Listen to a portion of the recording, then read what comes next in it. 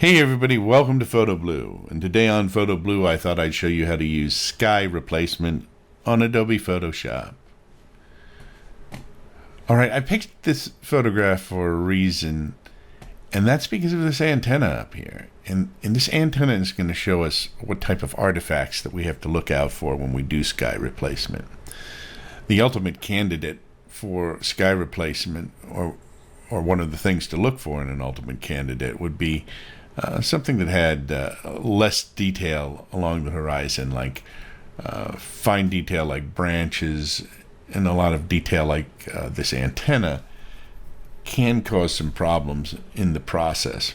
So I'm going to show you some ways to deal with that and how sky replacement works. But first, let's look at sky replacement, and then we're going to look to see at what happens to this antenna and what we can do about the problem. So the first thing we're going to do is go up here to Edit and go to Sky Replacement. And by default, it will take whatever sky is selected up here in Sky Replacement and just pop it in there. You can see it's a sky without clouds. It's just a nicer blue than what we had with the overcast day. We can also go in here and switch to other skies. And it looks pretty nice. But we're going to go back to this kind of plain blue sky because I think we can see the problem better here when we look at this. So if I go and I zoom into this antenna up here, you can see it looks a little bit odd. We've lost some of these elements that are coming out of it, and it looks almost solarized because it hasn't gone right up to the antenna. There's like an edge. It's put a border around it of the old sky color.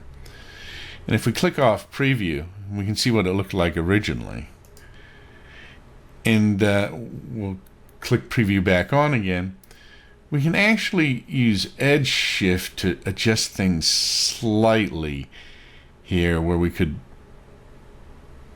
bring it out a little bit, or we could bring it in a little bit to try to get rid of some of the kind of stranger edge. So if we didn't really care about the vertical elements, we could actually get rid of some of those artifacts, or even get rid of it even more, so it's not as noticeable. The antenna is not as noticeable. The sky goes over it. But we got to be kind of careful of this, because if we zoom back out again and we do the same adjustment, you can see the sky kind of gets weird at some point, and so the sky will just get an odd look if we go too far one way. If we go too far the other way, it starts to bleed into the buildings. So we don't really want that. So we don't really want to adjust that too much. We just only want to use it for slight adjustments as far as that goes. If we go back and look at this building again, let's just cancel out of this. And what I'm going to do in this case, I'm going to go up to this antenna. I'm going to just get rid of the antenna because it doesn't really add to the photograph. There are situations where if you were photographing the antenna itself, or that was a major element, like say you had a whole bunch of antennas along rooftops and that was kind of your subject, then you wouldn't want to get rid of the antennas, obviously. But in this case, we can just get rid of it. And so what we'll just do is we'll go up here to patch and go to the patch tool, and we'll draw around this. And then we can, since the sky is pretty much the same tone in here, we can get rid of most of it this way and just click on here. And then we'll zoom in a little bit more.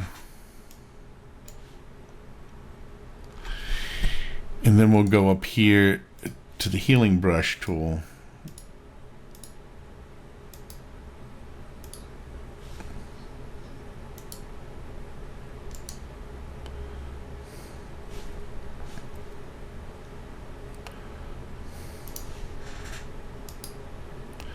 And the spot healing.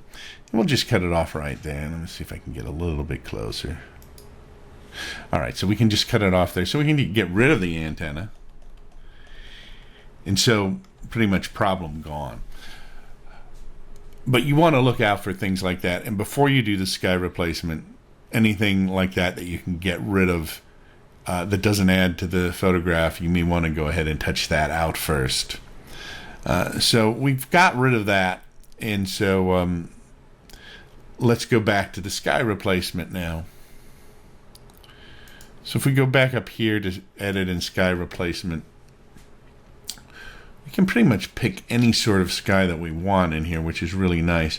We've got to be careful, though, that the sky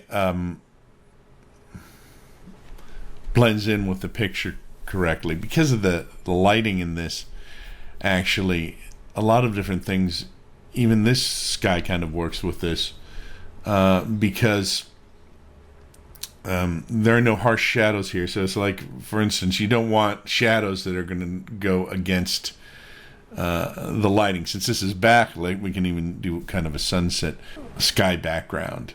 So you want to look for things like, are the shadows in the sky or the angle of the light in the sky, do they not look right for the photograph? So those are things to consider.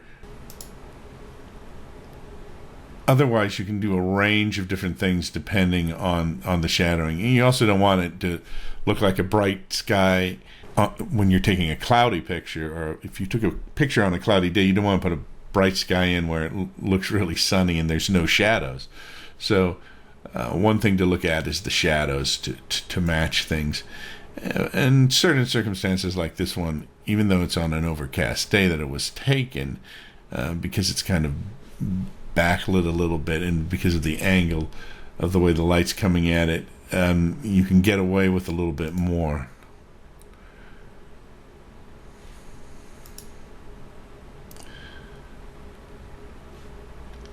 So those are some things you can do to kind of change it. And then you can go to these adjustments. You can actually adjust the brightness of the sky if you want to, or darken it up there. You can change the color temperature, so you can make it warmer or cooler. And you can actually adjust the foreground, like, so you can adjust the foreground color as well.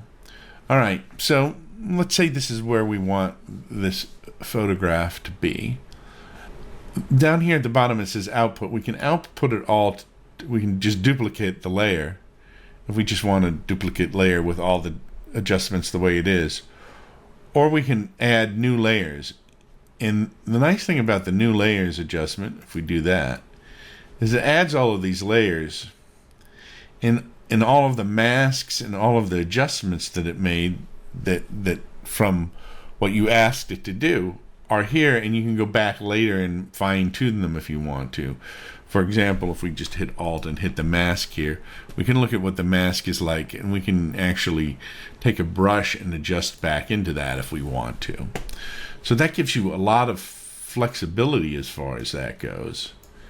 And so you have the original background and all of these masks, and you can also turn everything off if you want and go back to the original sky that you have, or look at the original sky. And you can add the layers to see what they've done, and you can adjust those and add additional adjustment layers in there if you want later on. So that's how you do sky replacement in Adobe Photoshop. This has been Photo Blue, and I will see you next time. Don't forget to subscribe, share, and like.